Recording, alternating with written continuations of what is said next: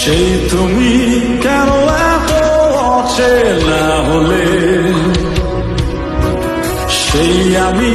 কেন তোমাকে দুঃখ দিলে, কেমন করে এত অচেনা হলে তুমি, কিভাবে